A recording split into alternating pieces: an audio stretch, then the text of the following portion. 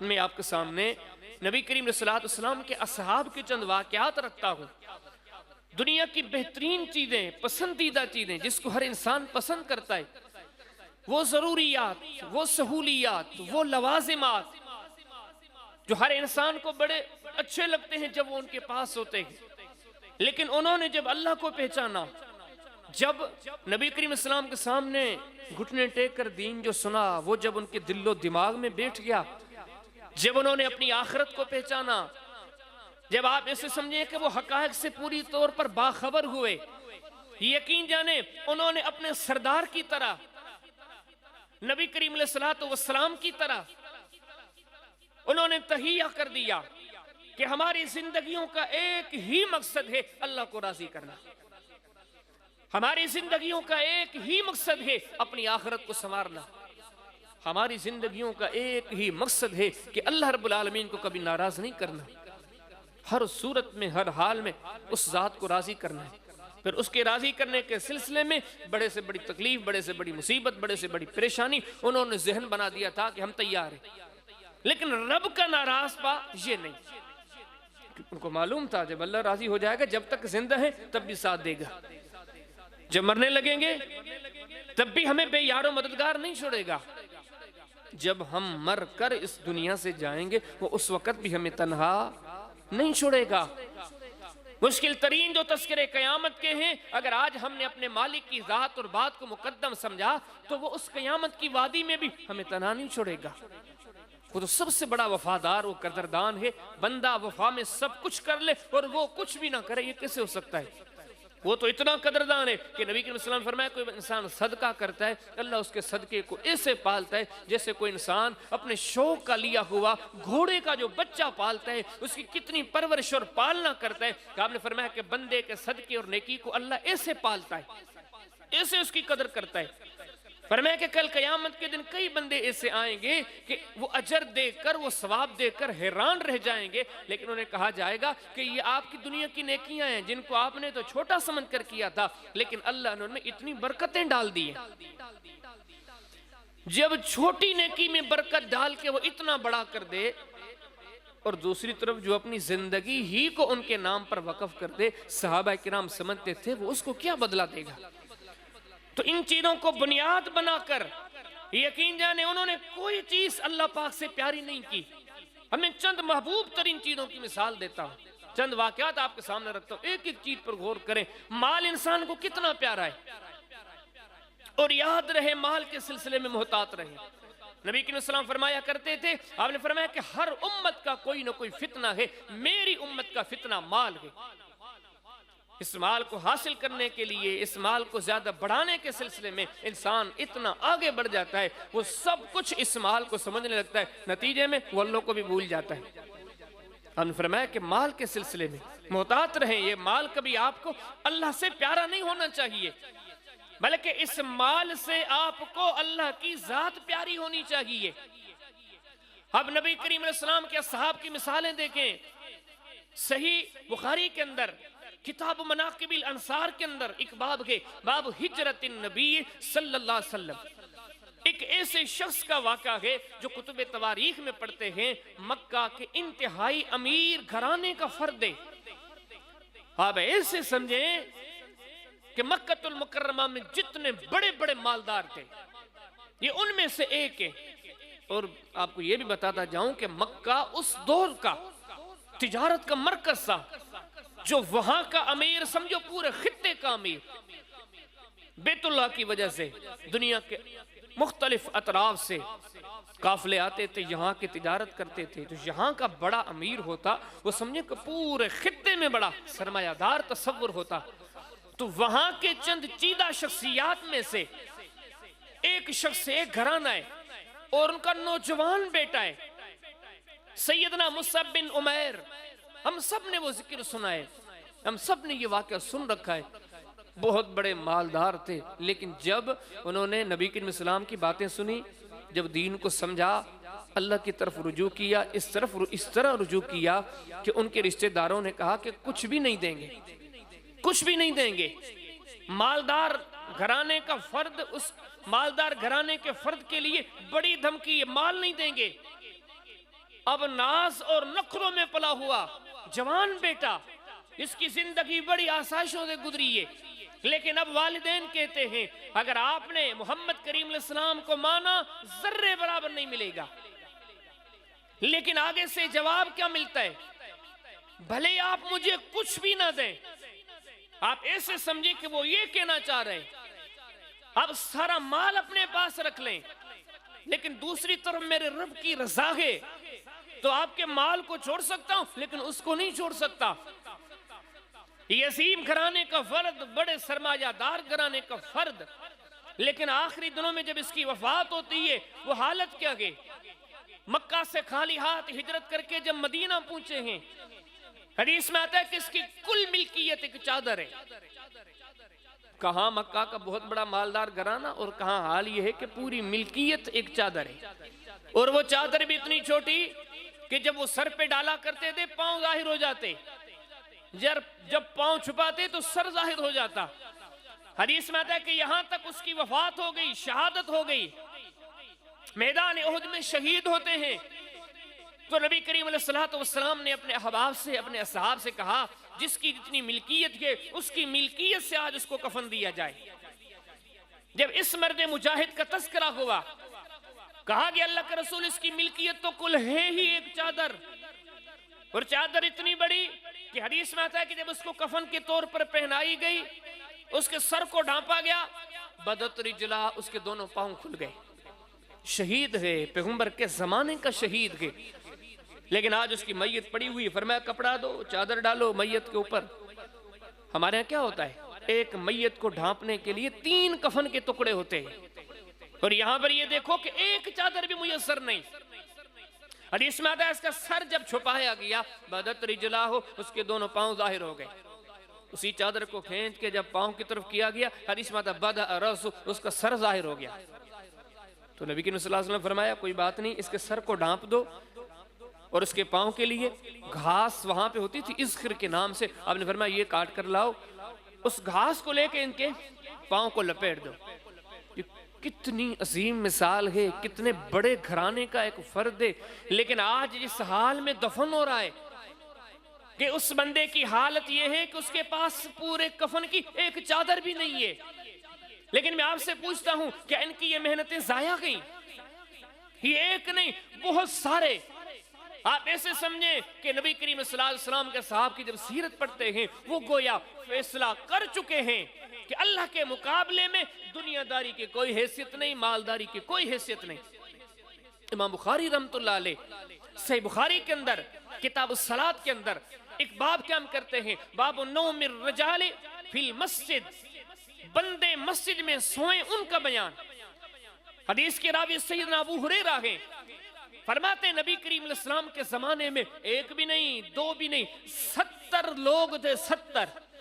اور یہ بھی وضاحتیں ملتی ہیں کہ 70 کے 70 جوان تھے، تقریباً ان میں کوئی بوڑھا نہیں۔ لیکن سیدنا ابو ہریرہ فرماتے ہیں ان 70 جوانوں میں سے کسی ایک کے پاس بھی 2 چادریں نہیں تھی کہ ایک سے دھوتی باندھ لیتے، دوسری کو کندھے پہ رکھ لیتے۔ 70 میں سے ایک بھی نہیں، فرماتے سب کے پاس ایک ہی چادر ہوتی تھی، اور وہ بھی بہت بڑی نہیں۔ فرماتے ہیں کہ ایسے لوگ بھی تھے جن کی ایک چادر ہوتی ہے اور وہ ایک چادر ان کو ٹخنے تک آتی ہے، اپنی سطر کو چھپاتے ہیں اور نیچے جاتے ہوئے وہ ٹخنے تک آتی ہے۔ کہتے ہیں بعض اتنے تھے جن کے پاس ایک چادر وہ بھی اتنی سی چھوٹی ہوتی تھی، ٹخنے سے اوپر پنڈلی تک آتی تھی۔ اور فرماتے ہیں کہ جب یہ نمازیں پڑھتے تھے ان چادروں کے کونے اپنے کندھے سے لایا کرتے تھے، اور ابو ہریرہ فرماتے ہیں میں ان کو دیکھتا جب یہ لوگ ایک چادر میں چلا کرتے تھے، وہ اس چادر کو چلتے تو اسے پکڑ کر چلتے، کراہیت ان ترا عوراتن، صرف اس ڈر سے کہ کہیں چادر کھل نہ جائے اور لوگ ہمارے سطر کو نہ دیکھ لیں۔ یہ محمد کریم علیہ السلام کی مسجد نبوی کے وہ 70 جوان ہیں جن کا اٹھنا بیٹھنا چلنا پھرنا سارا کچھ مسجد میں گیا، جن کا اور کچھ ہے ہی نہیں۔ کچھ دور سے آئے ہیں، کچھ مدینے کے غربا ہیں، وہ سب کچھ بھول گئے ہیں، اور سارا ان کا معاملہ اللہ کی رضا پر لگا ہوا ہے۔ بلکہ اگلی بات امام ترمذی رحمہ اللہ سنن ترمذی میں ابواب الزہد میں ایک باب قائم کرتے ہیں، باب ما جاء فی معیشت اصحاب النبی صلی اللہ علیہ وسلم، حدیث لاتے ہیں۔ یہاں پر بھی سیدنا ابو ہریرہ بیان فرماتے ہیں، فرماتے ہیں یخر رجال من اصحاب النبی صلی اللہ علیہ وسلم من قامت الصلاۃ، فرماتے ہیں اسے اکثر ہوتا تھا، ایک دن کی بات نہیں، اکثر ہوتا تھا کہ نبی کریم علیہ السلام نماز پڑھا رہے ہوتے اور پیچھے سے جو نمازی ہوتے تھے وہ بھوک کے مارے زمین پر گر جاتے تھے۔ وہم اصحاب الصفا، یہ سارے کے سارے وہ لوگ تھے جنہوں نے سب کچھ بھول کر نبی کریم علیہ السلام سے ایسی محبت رکھی تھی، اور نہ بچھونا اللہ کے رسول کے ساتھ ساتھ ہوا کرتا تھا۔ یقین جانیں، اگلی حدیث پہ غور کریں، امام مسلم رحمہ اللہ صحیح مسلم کے اندر کتاب الاطعمہ کے اندر ایک باب قائم کرتے ہیں، باب اکرام الضعیف، حدیث لاتے ہیں، سیدنا مقداد رضی اللہ تعالیٰ عنہ حدیث کے راوی ہیں، فرماتے ایک دو کی بات نہیں، یہ صحیح مسند کتب بخاری مسلم کی روایات ہیں، کیا فرماتے ہیں؟ فرماتے ہیں قد ذہبت اسماؤنا و ابصارنا من الجہد، نبی کریم علیہ السلام کے کئی ایسے اصحاب تھے دین کے لیے محنتیں بہت زیادہ کرتے تھے، اللہ کے لیے محنتیں بہت زیادہ کیا کرتے تھے، لیکن سہولت کی دنیا میں کھانا پینا تک نہیں ہوتا تھا۔ فرماتے ہیں اس کمزوری اس بھوک کے عالم میں محنتیں اتنی کرتے تھے کہ ہم میں سے کئی لوگوں کی آنکھیں ضائع ہو گئیں، کان ضائع ہو گئے۔ ایک بندہ بالکل بھوکا، آپ اسے کام لو، کتنا کام لوگے؟ زیادہ کام کر کر کے کیا ہوگا؟ اس کا جسم کمزور پڑ جائے گا۔ سیدنا مقداد فرماتے ہیں کہ نبی کریم صلی اللہ علیہ وسلم کے اصحاب نے ان غربت کے ایام میں، ان مسکینی کے ایام میں مالداری، کھانے پینے کی چیزیں، لوازمات، ضروریات، ان کی طرف نہیں جھانکا۔ اس حال میں بھی نبی کریم علیہ السلام جب جب جہاں کہیں انہیں جنگوں کے لیے پکارتے، جہاد کے لیے پکارتے، ان مشکل ترین سفروں میں جایا کرتے تھے۔ نتیجہ کیا نکلتا؟ آپ تھوڑا آگے ہو جائیں، آپ تھوڑا آگے آ جائیں، کوشش کریں کہ پیچھے کا راستہ آزاد ہو، اللہ آپ کو اس کا بہترین بدلہ عطا کرے۔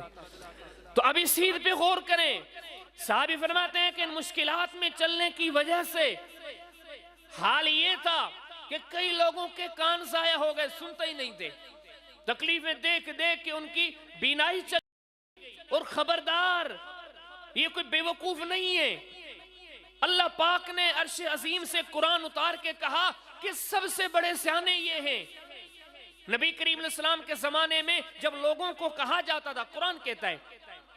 انہیں کہا جاتا تھا آمینو کما آمن الناس،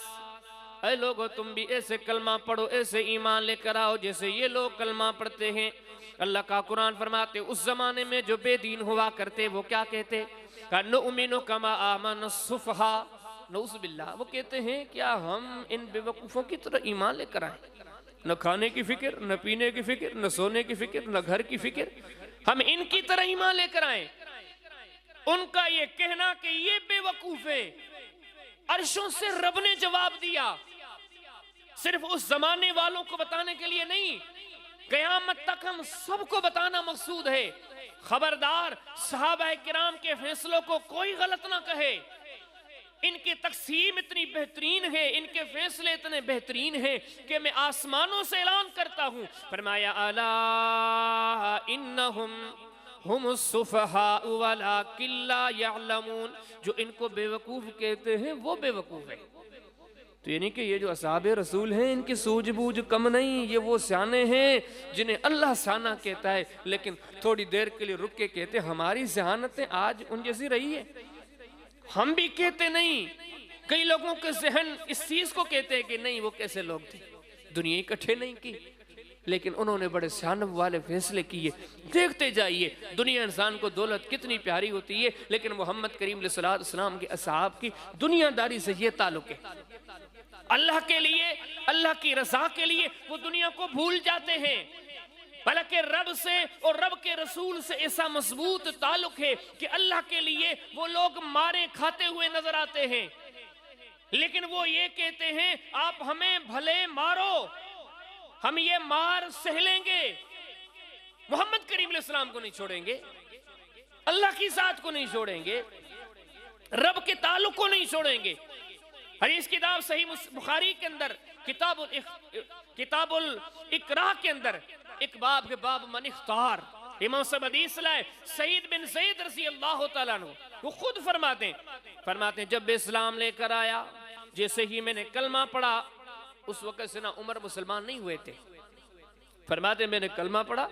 ان عمر موسیقی علی الاسلام، مجھے سیدنا عمر نے پکڑ کے گھر باندھ دیا۔ اور دوسری تو بہت ساری روایات میں آتا ہے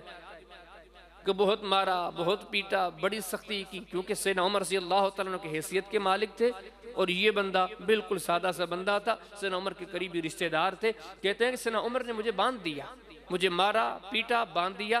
لیکن سامنے صحابی کی سوچ کیا تھی؟ بھلے باندھ لو، بھلے مجھے قید کر دو، یہ قید کا وقت گزر جائے گا، یہ سختی کا وقت گزر جائے گا، لیکن اس کا بدلہ کتنا بڑا ہے، اللہ راضی ہو جائے گا۔ جو رب چھوٹے سے عمل کا بہت بڑا بدلہ دیتا ہے، جو اللہ کے لیے جیلوں میں چلا جائے اسے رب کتنا صلہ دے گا۔ ان کی نظر اس بات پر تھی۔ پھر وہی زمانہ آیا، خود سیدنا عمر رضی اللہ تعالیٰ عنہ، ہم حدیث کی کتاب صحیح ابن حبان پڑھیں، کتاب اخبارہ صلی اللہ علیہ وسلم، امام صاحب نے پورا باب قائم کیا، باب ذکر وصف اسلام عمر بن الخطاب۔ حدیث میں آتا ہے خود سیدنا عمر فرماتے ہیں پہلے تو میں نے بھی سختی کی، لیکن جیسے جیسے راز کھلتے گئے، ہمارے سامنے حقائق واضح ہوتے گئے، ہر بندہ دین کی طرف قریب ہوتا گیا۔ ایک ایسا وقت بھی آیا جب نبی کریم السلام کی باتیں میرے دل میں اتری تو سیدنا عمر بھی کہنے لگا اشہد ان لا الہ الا اللہ وحدہ لا شریک لہ واشہد ان محمدًا عبدہ ورسولہ۔ سیدنا عمر بھی اقرار کرنے لگے کہ میں اللہ پہ ایمان لاتا ہوں، وہ اکیلا ہے، محمد کریم علیہ السلام کو اللہ کا رسول مانتا ہوں۔ حدیث میں آتا ہے کہ صبح کا وقت تھا، سیدنا عمر کی یہ گواہی لوگوں نے سنی، فقاتلہم حتی رقدت الشمس، صبح کے ٹائم سے لوگوں نے جیسے سنا پورا مکہ سیدنا عمر کے دروازے پہ کٹھے ہو گیا۔ وہ صرف کٹھے ہی نہیں ہوا، حدیث میں فقاتلہم، ہی آپس میں مقابلہ چلتا رہا، جھگڑے کا، لڑائی کا، مارنے کا، حتیٰ کہ سورج اوپر آ گیا، ایسے سمجھیں کہ ظہر کا ٹائم ہو گیا۔ سیدنا عمر فرماتے تب تک لڑائی چلتی رہی، جھگڑا چلتا رہا، کبھی وہ مارتے رہے، کبھی میں مارتا رہا، وہ زیادہ تھے، وہ غالب آ گئے۔ بڑی دیر کے بعد مکہ کا ایک بزرگ آیا، بڑے بہترین لباس میں، بڑی حیثیت والا، انہوں نے آ کے کہا کہ کیا بات ہے، آج پورا مکہ یہاں کیوں کھڑا ہے، کیوں آپ عمر کو مار رکھے ہیں؟ لوگوں نے کہا تجھے پتا نہیں، یہ صحابی ہو گیا ہے، یہ بے دین ہو گیا ہے، یہ بھی محمد کریم علیہ السلام کے پیچھے چلنے لگا ہے۔ اس بندے نے کہا یہ اس کی مرضی ہے، دین پر چلنے کے معاملے میں ہر بندہ آزاد ہے، اگر یہ چلتا ہے تو اس کو چلنے دو، اس کی طرف کوئی آگے بڑھے گا تو میں اس سے لڑوں گا، کیوں آپ مکہ کا ماحول خراب کر رہے ہیں؟ سیدنا عمر فرماتے ہیں اس کے ڈانٹنے کے بعد وہ لوگ چلے گئے، لیکن آج صبح سے لے کے ظہر تک وہ لوگ مجھے مارتے رہے، لڑتے جھگڑتے رہے، لیکن یہ ساری چیزیں برداشت کرتے ہیں۔ پیچھے سوچ کیا ہے؟ مارے کھا لیں گے لیکن اللہ کی ذات کو ناراض نہیں کرنا۔ اب اور آگے چلیں، آپ حدیث کی دار سنن ابن ماجہ پڑھیں، ابتدائی صفحات کتاب السنہ، اس میں آپ کو پورا چپٹر ملے گا، باب فضل سلمان و ابی ذر و مقداد۔ حدیث میں آتا ہے کہ یہ چند جو سیدنا عمر کوئی عام بندہ تھوڑی تھا، یہ تو حیثیت والا بندہ تھا۔ آپ مجھے بتاؤ حیثیت والے بندے کے ساتھ اتنا کچھ ہوتا تھا، غریبوں کے ساتھ کیا ہوگا؟ اور حدیث میں آتا ہے غریبوں کے بارے میں، حدیث میں آتا ہے فَأَخَذَهُمُ الْمُشْرِكُونَ،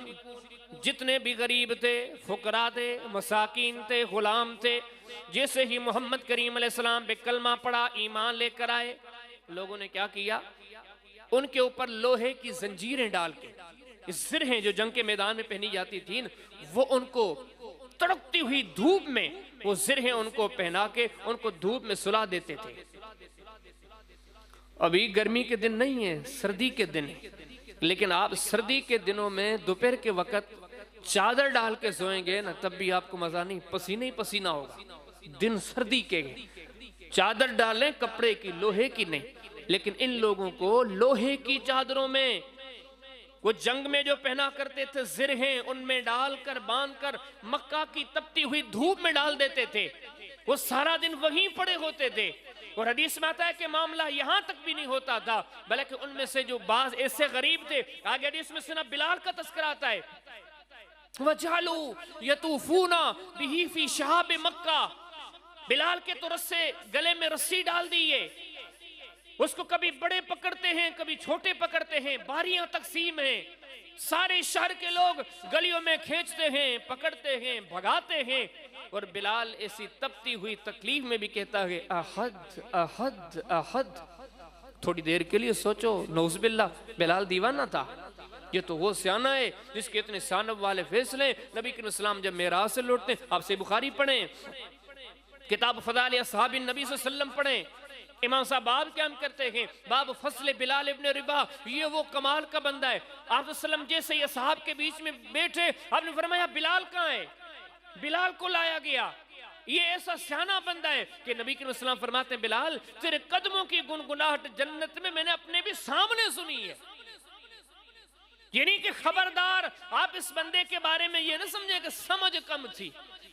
یہ اتنا سمجھدار ہے کہ اس نے زندگی میں جنت کما لی ہے۔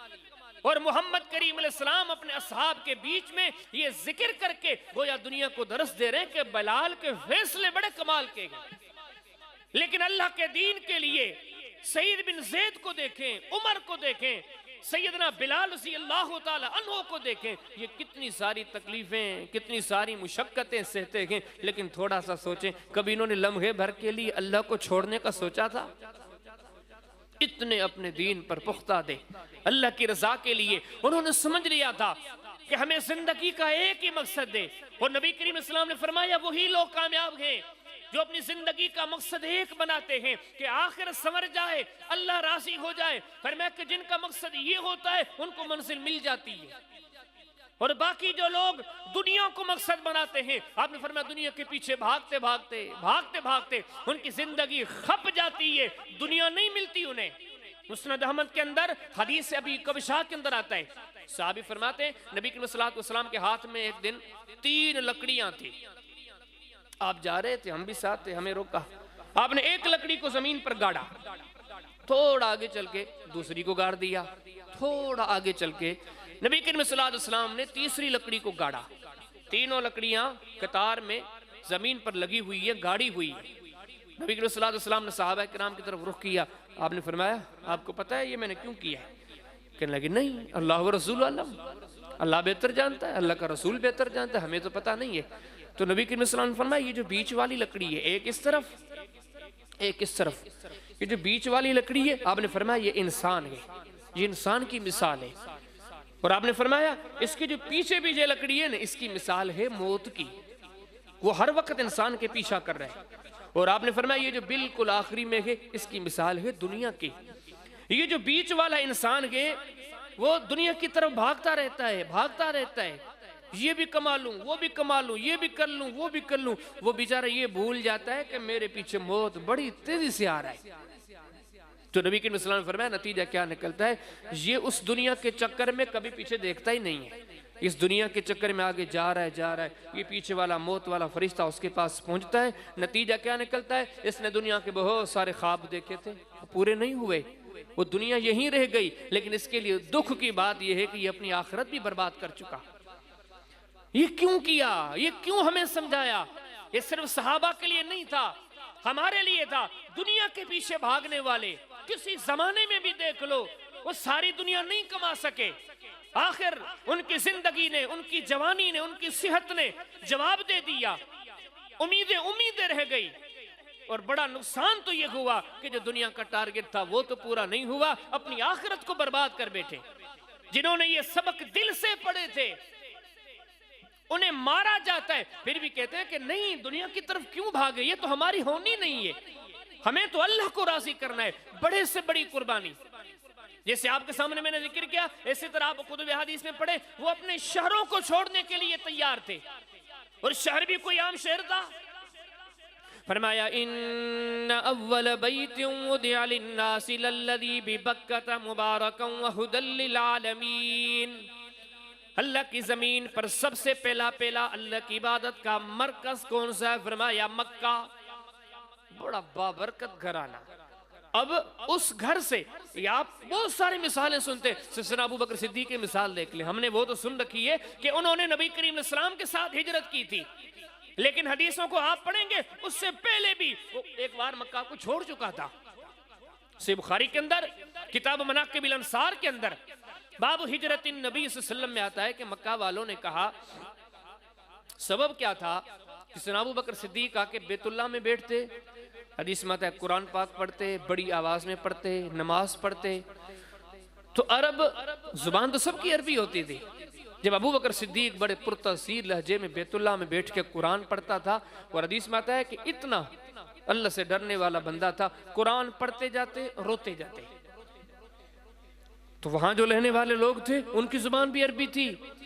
وہ حدیث میں آتا ہے مرد عورتیں وہ کھڑے ہو کر ابو بکر کو دیکھتے اور ان کی زبان سے قرآن سنتے، آخر ان کے ضمیر جاگنے لگے، یہ کلام کسی شاعر کا نہیں ہے، ہم نفرت میں تو کہتے ہیں یہ شاعر کا کلام ہے، یہ تو کسی شاعر کا کلام نہیں ہے۔ بڑی تاثیر ہوتی تھی۔ آخر ایک دن انہوں نے کہا ابو بکر یہ قرآن چھوڑ دو، بیت اللہ میں بیٹھنا چھوڑ دو، نہیں تو مکہ سے نکل جاؤ۔ اب مجھے آپ سے میں اور آپ غور کریں، کتنی بڑی بات ہے، شہر چھوڑ دو مکہ جیسا، اور دوسری طرف یہ ہے یہ نیکیاں چھوڑ دو۔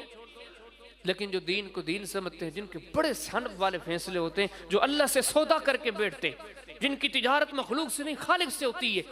ابو بکر صدیق نے کہا مکہ تو چھوڑ دوں گا، یہ کام نہیں چھوڑوں گا،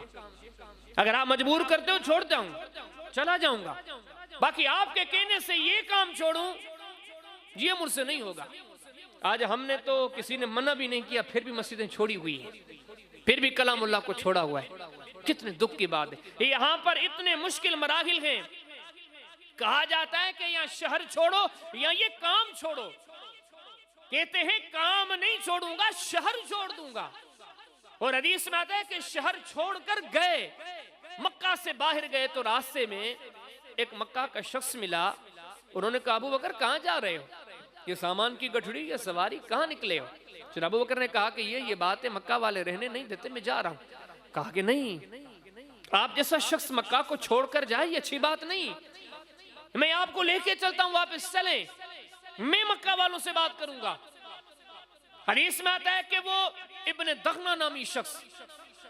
تھا تو کافر،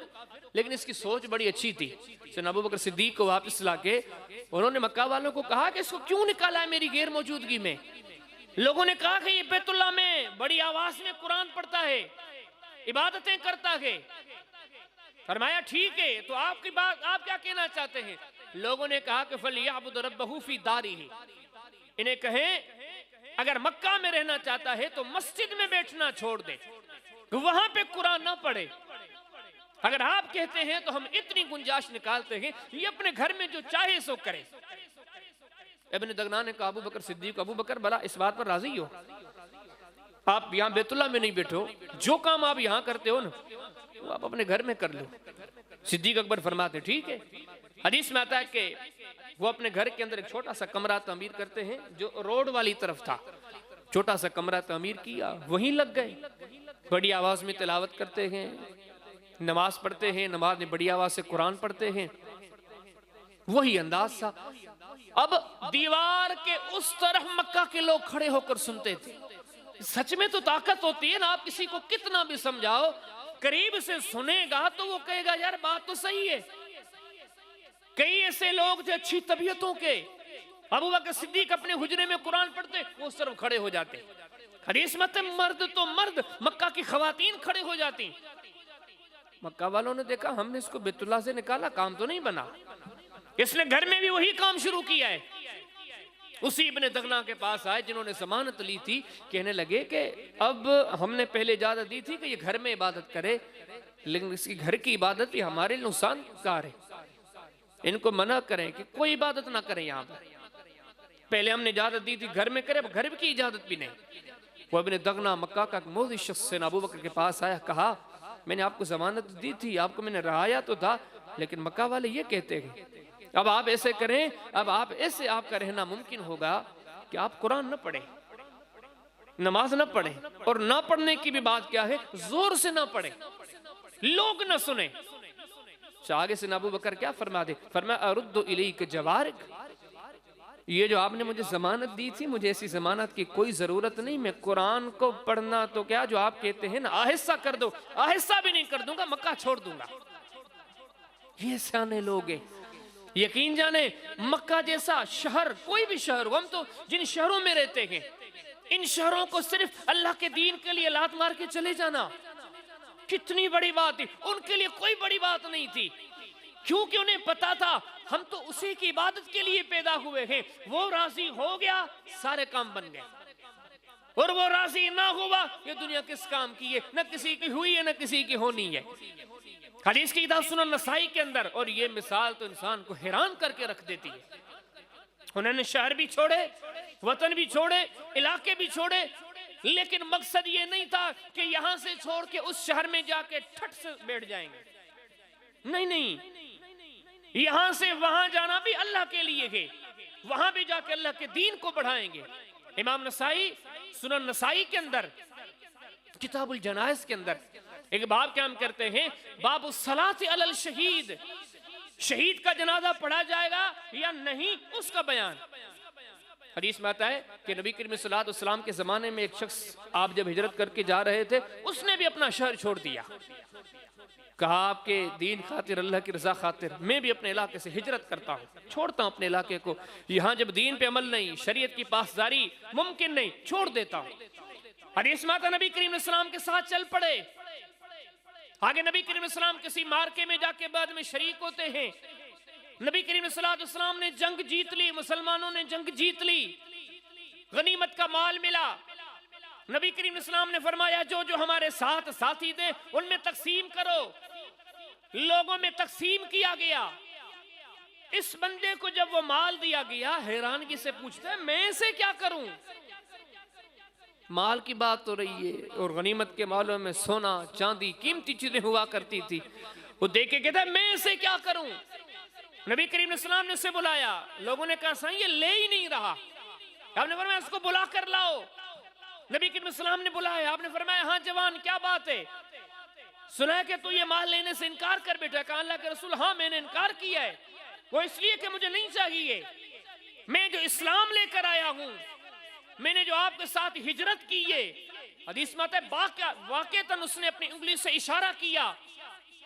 ان ارما علی ہا ہنا، میں اس لیے کلمہ پڑھنے کے بعد آپ کے ساتھ مہاجر بن کے چلا ہوں، میرا ارادہ ہے کہ اللہ کی رضا کے لیے مجھے یہاں پر تیر لگے میں شہید ہو جاؤں، میں نے کلمہ زبان سے نہیں پڑھا، یہ کلمہ پڑھ کے میں اپنے سارے معاملے اللہ کو دے چکا ہوں، میں اللہ کی رضا پر اتنا راضی ہوں کہ اللہ کے راستے میں مرنے کو میں قبول کرتا ہوں، میں تو اس لیے مسلمان ہوا ہوں۔ نبی کریم صلی اللہ علیہ وسلم اس کا جذبہ دیکھا، فرمایا ٹھیک ہے اس کو رہنے دو۔ حدیث میں آتا ہے پھر ایک لڑائی ہوئی کچھ ٹائم کے بعد، جب لڑائی چلی تو جہاں پر اشارہ کیا تھا وہیں پر اس کو تیر لگا اور وہ شہید ہو گیا۔ تو نبی کریم صلی اللہ علیہ وسلم نے جب جنازے اکٹھے کیے، صحابہ کرام شہیدوں کو لے کر آئے، اس کی میت کو بھی لایا گیا، سینٹر پر جہاں پہ انگلی رکھ کے کہا دن مجھے یہاں تیر لگے، تو نبی کریم صلی اللہ علیہ وسلم نے جب نظر کی تو تیر وہی لگا ہوا تھا۔ آپ نے فرمایا اس کا جذبہ اتنا عظیم تھا، اللہ پاک نے اس کے جذبے کو قبول کیا، یہ جو اللہ سے مانگتا تھا اللہ نے اسے دے دی ہے۔ حدیث میں آتا نبی کریم صلی اللہ علیہ وسلم فرماتے ہیں کھڑے ہو جاؤ، اس کی نماز جنازہ پڑھتے ہیں، نبی کریم اسلام نماز جنازہ پڑھتے ہیں، کیا دعا پڑھتے ہیں؟ اللہم ھذا عبدک، اللہ میں محمد کریم علیہ السلام نماز جنازہ میں اس کے لیے دعا کرتے ہوئے کہتا ہوں اللہ یہ تیرا بندہ تھا، خرج مہاجرن فی سبیلک، مولا کریم یہ اپنے علاقے سے ہجرت کر کے نکلا تھا تیری رضا کے لیے، تیرے راستے میں، فقتل شہید، الہ العالمین اس کے بعد شہید کر دیا گیا۔ پھر آگے کے کلمات نبی کریم صلی اللہ علیہ وسلم فرماتے ہیں وَأَنَا شَهِيدٌ عَلَى ذَلِكَ، اے الہ العالمین میں محمد کریم علیہ السلام اس کے بارے میں گواہی دینے والا گواہ ہوں، میں اس کا گواہ ہوں کہ اس نے تیری رضا کے لیے سب کچھ اپنا قربان کر دیا۔ کتنی عظیم مثالیں ملتی ہیں۔ نبی کریم علیہ السلام نے جو تبلیغ کی تھی، جو محنت کی تھی، لوگوں کے ذہنوں اور دلوں میں جو اللہ کی محبت بٹھائی تھی، آخرت کی فکر بچھائی تھی، ان کی آنکھوں میں، ان کی کانوں میں، ان کے دلوں میں جو بصیرت اور بصارت پیدا کی تھی، وہ تو محنتیں، کوششیں، کاوشیں کرتے ہی اللہ کے لیے تھے، آخرت کے لیے تھے۔ مال قربان کر دیا، مار پیٹ کھا لی، وطن چھوڑنے پڑے، چھوڑ دیے، اور یہ ہجرتیں کر کے جب اپنے علاقوں سے نکلے، پہلے بھی میں آپ کے سامنے ذکر کر چکا، اس لیے نہیں کہ یہاں چین نہیں ہے وہاں جا کے چین پائیں گے، یہاں سکون نہیں ہے وہاں جا کے سکون پائیں گے، نہیں، سوچ یہ تھی کہ یہاں پر رکا، یہاں سے جا کر دوسرے علاقوں میں اللہ کے دین کے لیے مزید محنتیں کریں گے۔ اور جب یہ ان مشکل ترین حالات میں دکھ، درد، پریشانیاں، تکلیفیں سہ کر ہجرتیں کر کے مکہ میں آئے، تھا تو کچھ نہیں ان کے پاس، مال تو سارا مکہ والوں نے چھین لیا،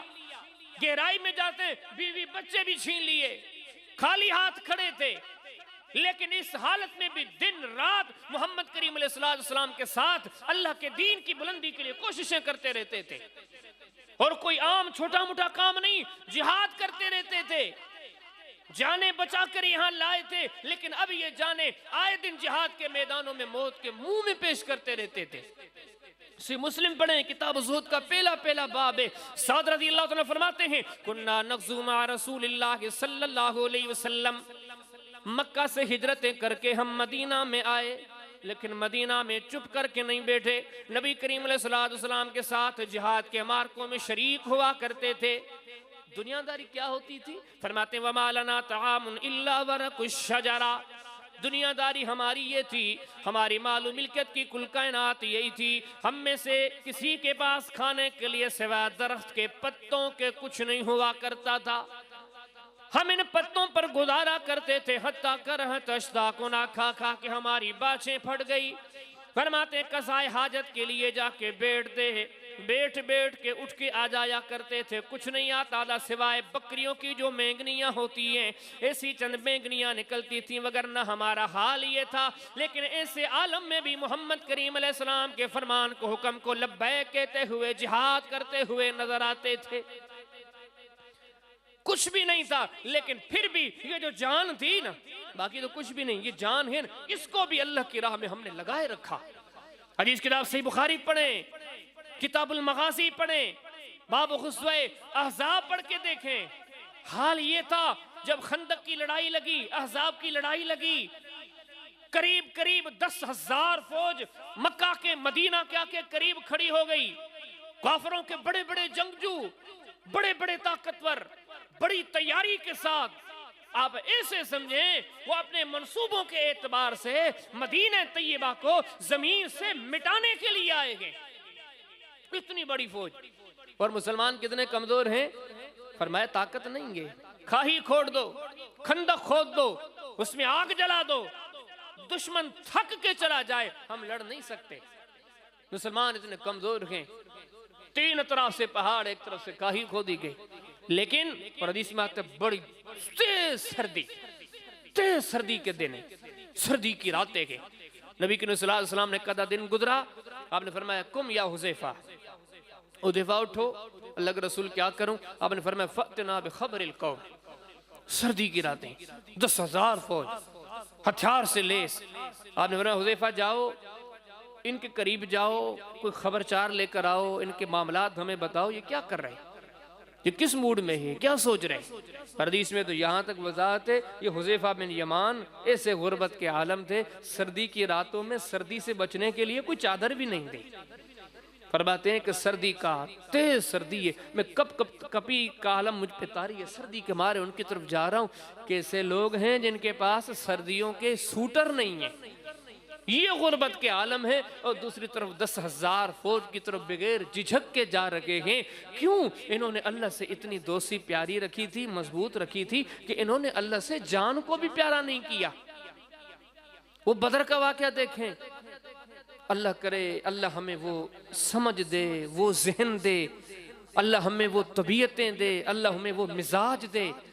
ہم ان باتوں کی حد تک نہیں، گہرائی میں جائیں، سوچیں، صحابہ کرام کی ذہانتوں کو پڑھیں، پھر اپنی ذہانتوں کو دیکھیں، ان کے خیالات کو دیکھیں، پھر اپنے خیالات کو دیکھیں، ان کے ارادوں کو دیکھیں، ہم پھر اپنے ارادوں کو دیکھیں، ہمیں کیا کرنا چاہیے، ہم کیا کر رہے ہیں، ہمارے سلف، ہمارے پیشوا کیا کر کے گئے۔ بدر کی لڑائی 313، اور حال یہ تھا سواریاں نہیں، کھانے پینے کی چیزیں نہیں، لڑنے جھگڑنے کے لیے کوئی ساز و سامان نہیں، اور پتہ ہے بدر میں مد مقابل کافر کتنے تھے؟ ہزاروں کی تعداد میں، بہت بڑا لشکر، 1000 سے بڑا لشکر ہے۔ اور صرف یہ بڑا لشکر ہی نہیں،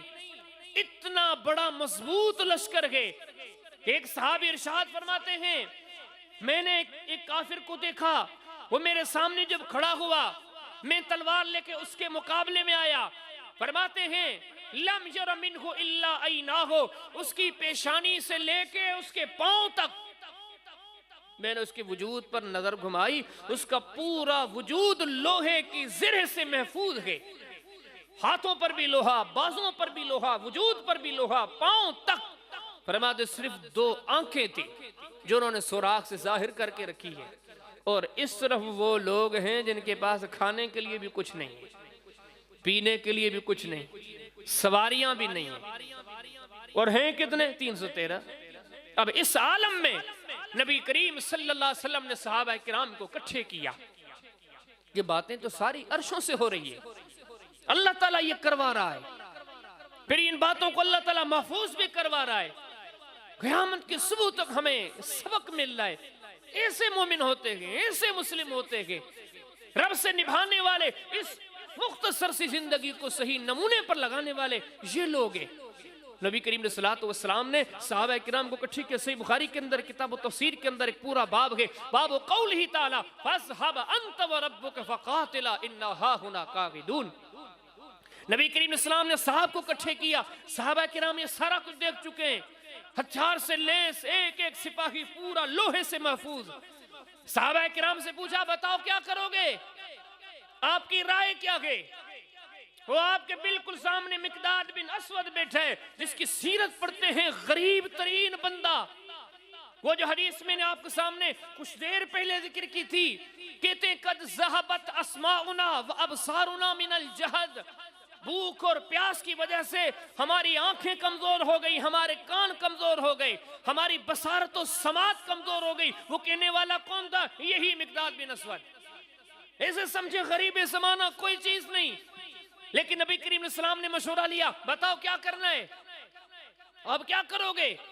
آگے سے جواب کیا دیا؟ وَلَكِنْ امْز، اللہ کے رسول آپ بغیر جھجک کے چلتے رہیں، نحنو مَعَکَ، ہم جب تک زندہ ہیں آپ کے ساتھ ہیں۔ ظاہری تو کوئی چانس نہیں، 313 ہتھیار سے کھالی، اتنا بڑا لشکر، لیکن کہتے کیا ہے؟ وَلَكِنْ امْز، اللہ کے رسول آپ ان چیزوں کی طرف توجہ نہ دیں، آپ چلیں آگے، ہم آپ کے ساتھ ہیں۔ وہ یقین جانیں ان جہادی معاملات کو دیکھیں، مرد تو مرد، عورتوں کو دیکھیں، اور انصاف والی بات یہ ہے یہ لوگ یہاں سے گئے مسلمان بن کر گئے، ہم یہاں سے جائیں گے اللہ ہمارے حالوں پہ رحم کرے، کلمے کے سوا ہمارے کوئی مسلمانی نہیں۔ ان لوگوں کا حال کیا تھا؟ صحیح بخاری پڑھیں، کتاب المغازی پڑھیں، امام صاحب نے باب قائم کیا اذ ہمت طائفتان، حدیث لے کر آئے احد کی لڑائی، اور احد کو آپ جانتے ہی علماء سے خطبہ سے سنتے ہیں، جس میں نبی کریم صلی اللہ علیہ وسلم کو اتنا زخمی کیا گیا، آپ کا پورا جسم لہو لہان تھا، یہاں تک کہ لوگوں نے تو یہ مشہور کیا کہ نبی کریم صلی اللہ علیہ وسلم تو شہید کر دیے گئے ہیں۔ ابو بکر کے بارے میں مشہور ہوا، وہ بھی شہید کر دیے گئے ہیں۔ سیدنا عمر کے بارے میں مشہور کیا گیا، وہ بھی شہید کر دیے گئے ہیں۔ صرف انصار میں سے 70 جوان اس احد میں شہید ہوئے ہیں، 70 لوگ، اور اتنا معاملہ سخت تھا، جو فوجیں آپس میں داخل ہو گئیں تو بڑا خطرناک ماحول تھا جنگ کا، لیکن جنگ کے بیچ میں کھڑے ہونے والا کہتا ہے میں نے جنگی مارکے پر نظر کیا، ان تیروں تلواروں کے بیچ میں میں نے مردوں کو تو دیکھا، مومنوں کی ماں عائشہ کو بھی میں نے دیکھا، اور عظیم صحابیہ ام سلیم کو بھی میں نے دیکھا، ان تیروں تلواروں کے بیچ میں وہ عورتیں ہو کر بھی ان کے ہاتھوں میں پانی کی کھلیاں ہیں، وہ پانی اس میں لے کے چلتی ہیں، کبھی کس زخمی کو پلاتی ہیں، کبھی کس زخمی کو پلاتی ہیں۔ جن جنگوں کا سن کے جوانوں کے دل و دماغ پر دہشت طاری ہو جاتی ہے، لیکن یہاں خواتین، بلکہ وہ جو بدر، مسلمان کا بچہ بدر کے نام سے واقف ہے، 313، لیکن آپ پڑھ کر دیکھیں صحیح بخاری کے اندر کتاب المغازی کے اندر امام بخاری نے ایک باب قائم کیا بغیر کسی نام سے، وہ باب قائم کر کے حدیث لائے عبد الرحمن بن عوف رضی اللہ تعالیٰ عنہ، فرماتے میں بھی بدر میں تھا، دوسرے ساتھی بھی بدر میں تھے، ان کمزور حالوں میں دشمن کو دیکھ رہے ہیں، بڑی طاقت کے ساتھ بڑے غرور کے ساتھ آیا ہے، یہاں پر ایک کمزور سی فوج ہے، تھوڑے سے لوگ ہیں، ہتھیار نہیں، اسلحہ نہیں، یہاں وہ کھڑے ہیں، سامنے بڑی فوج کھڑی ہے، لیکن عبد الرحمن بن عوف فرماتے ہیں میں بھی کھڑا ہوں، باقی مسلمان بھی قطار میں کھڑے ہیں، میں نے کھڑے کھڑے جب اپنی اس طرف نظر کی، ایک چھوٹا بچہ میری دائیں طرف کھڑا گئے، دیکھو نا ایمان کیسے تھے، یہ وہ جماعت تھی جس میں مرد عورت چھوٹے بڑے کی کوئی تفریق نہیں تھی، اللہ کی محبت میں سارے کے سارے آگے آگے تھے۔ عبد الرحمن بن عوف فرماتے ہیں میں نے دائیں طرف دیکھا ایک چھوٹا بچہ کھڑا ہے، وہ کہتا کیا ہے، یا اے چچا ارینی ابا جہل، ابو جہل دکھاؤ ان میں کون سا ہے، کہتے میں نے عمر دیکھی، بچہ دیکھا، اتنی بڑی فوج میں یہ پوچھ کیا رہا ہے ابو جہل کا، فرماتے میں نے پوچھا کیوں پوچھ رہے ہو، آگے جواب دیتے چچا آج میں گھر سے ارادہ کر کے نکلا ہوں کہ ابو جہل کو ختم کر کے چھوڑوں گا، یہ بچوں کے ارادے ہیں، کمزور ہیں لیکن جذبہ کیا ہے۔ عبد الرحمن بن عوف فرماتے ہیں عجیب اتفاق تھا، اس طرف بھی دیکھا تو بچہ ہی کھڑا ہے، اس نے بھی کوہنی مار کے پوچھا یا امی ارینی ابا جہل، یہ دونوں بھائی تھے، یہ گھر سے منصوبہ بنا کے آئے تھے، فرماتے ہیں اس طرف جو چھوٹا تھا اس نے بھی یہی سوال کیا یا امی اے چچا ارینی ابا جہل، ابو جہل کون ہے ان میں سے، وہ سن چکے تھے کہ یہ بدنام زمانہ نبی کریم صلی اللہ علیہ وسلم کو ستانے میں کوئی کسر نہیں چھوڑتا، اللہ کے دین کی مخالفت میں اس نے کوئی کسر نہیں چھوڑی، یہی جواب ہے، یہی سوال ہے، ارینی ابا جہل، ابو جہل دکھاؤ۔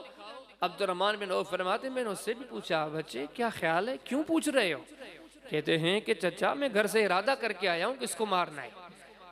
یہ دو بچے ایک اس طرف کھڑا ہے ایک اس طرف کھڑا ہے، اور عبد الرحمن بن عوف نے جو بات کہی فرمایا یہ بات ہی نہیں تھی، جب یہ جنگ شروع ہوئی میں نے اپنی آنکھوں سے دیکھا دشمن کی طاقتور فوج کے اندر یہ دو بچے ایسے داخل ہو گئے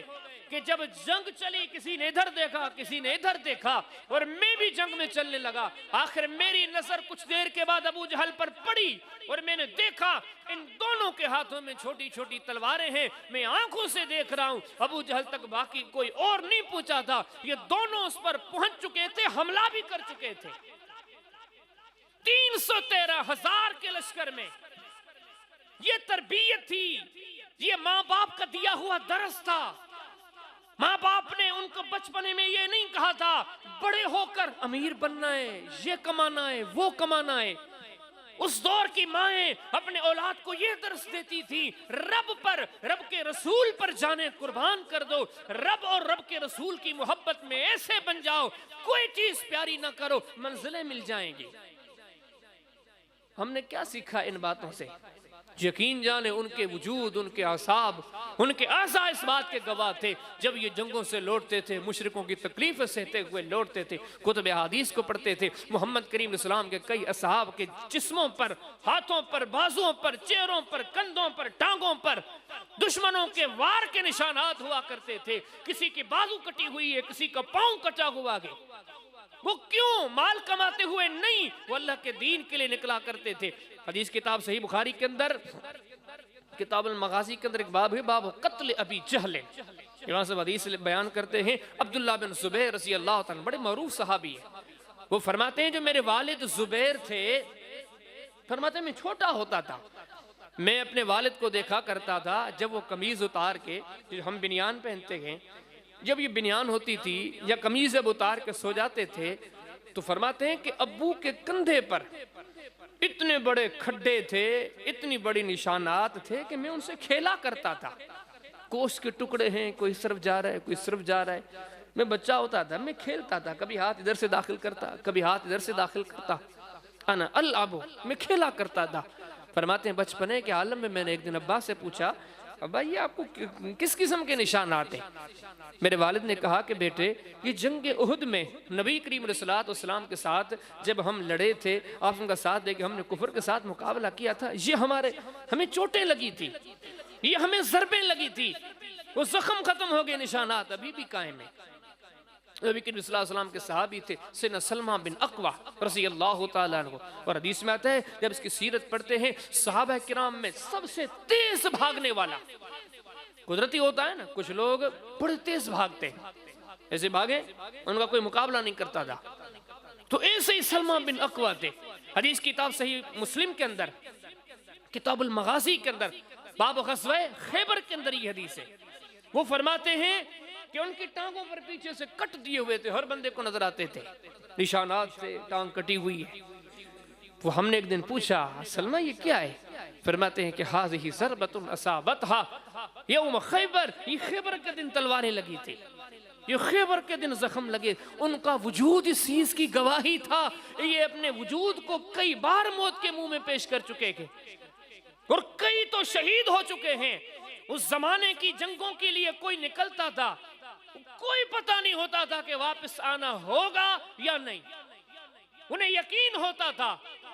بچ گئے تو بچ گئے، وگرنہ اللہ کی راہ میں شہید ہو جائیں گے۔ اور ایک ایک مارکے میں آپ صرف غزوہ موتا کو دیکھیں، صحیح بخاری پڑھیں، کتاب المغازی پڑھیں، باب غزوہ موتا کی حدیث پڑھیں، صحابی فرماتے ہیں اللہ کی وحی اتری، نبی کریم اسلام نے نماز پڑھائی کہ آپ نماز پڑھا کے ممبر پر آ کے بیٹھ گئے، ممبر پر بیٹھ کر صحابی فرماتے ہم دیکھ رہے ہیں وَعَيْنَاهُ تَصْرِفَانِ، نبی کریم صلی اللہ علیہ وسلم کی آنکھوں سے آنسو جاری ہیں۔ آپ نے فرمایا میرے اصحاب، میرے پاس جبریل امین آیا تھا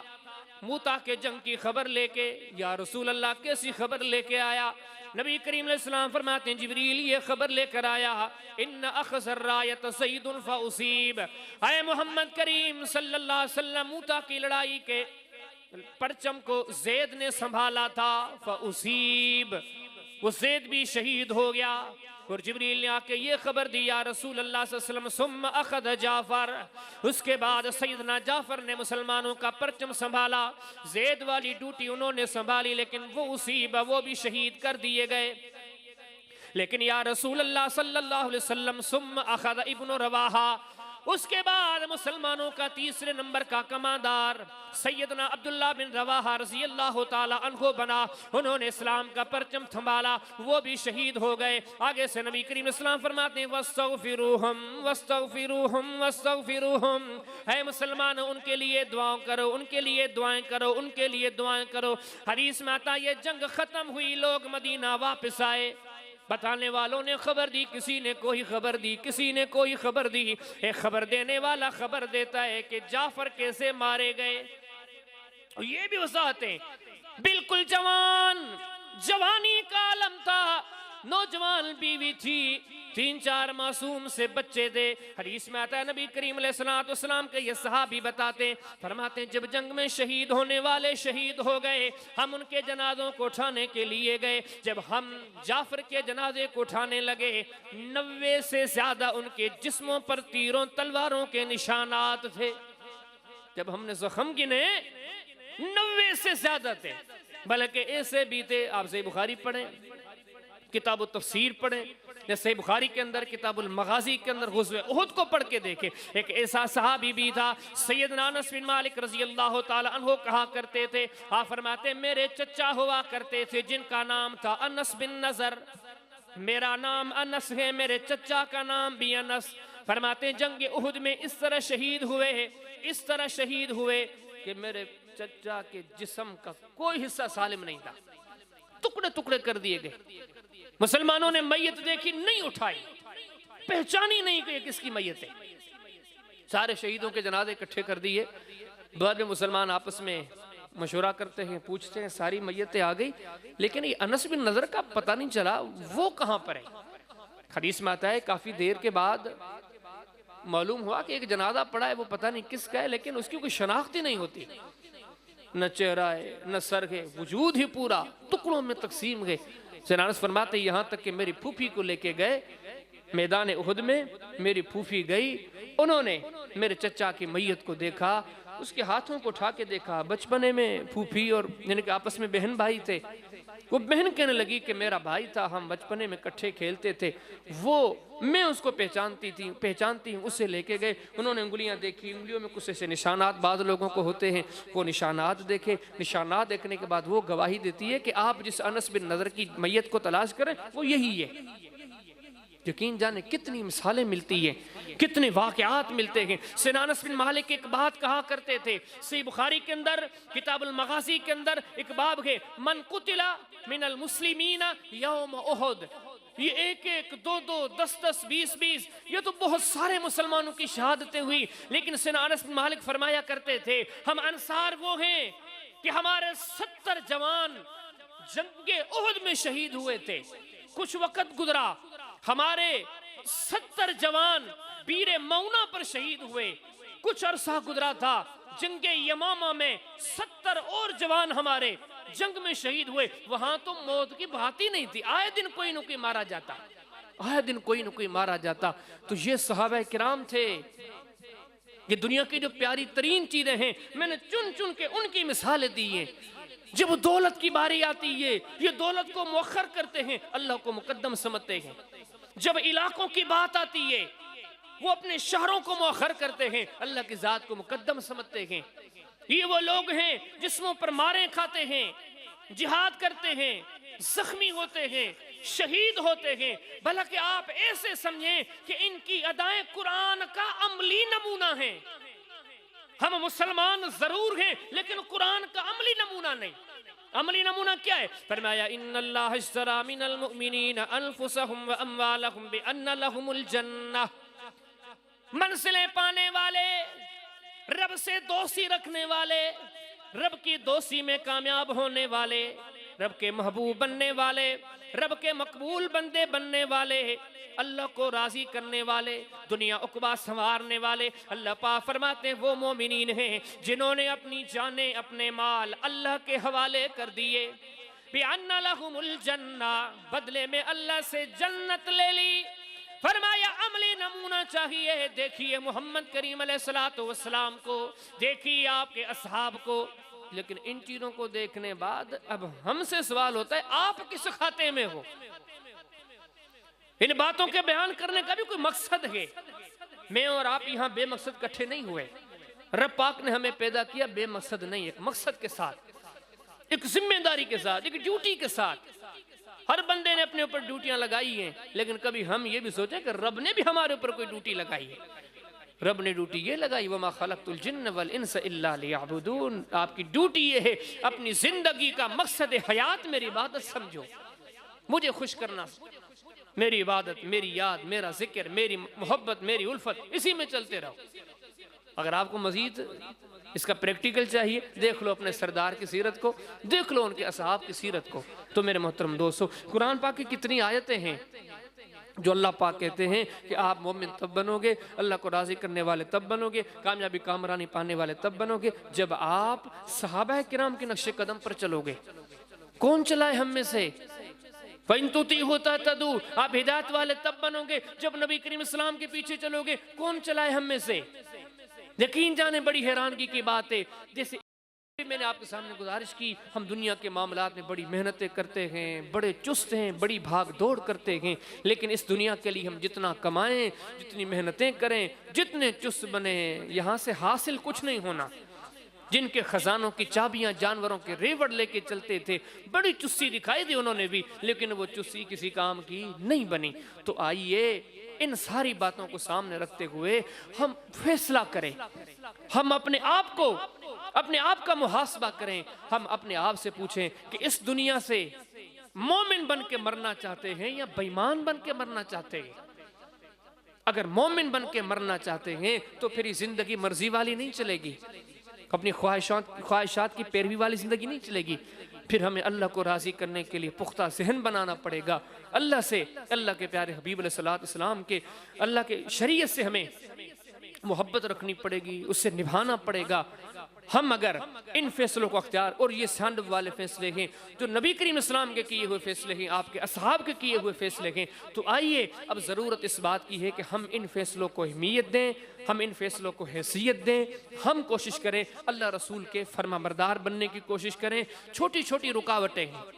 آج ہمارے پاس رکاوٹ کیا ہے؟ نیند رکاوٹ ہے۔ نیند کی وجہ سے اللہ کے در پر سجدہ نہیں کر سکتے۔ ہمارے سامنے رکاوٹ کیا ہے؟ دکان رکاوٹ ہے، دکان کی وجہ سے مسجد میں نہیں آ سکتے۔ ہمارے سامنے آج کل رکاوٹیں کیا ہیں؟ 5 روپے، 500 روپے، 1000 روپے، 5000، یہ رکاوٹ ہیں۔ اگر لیتے ہیں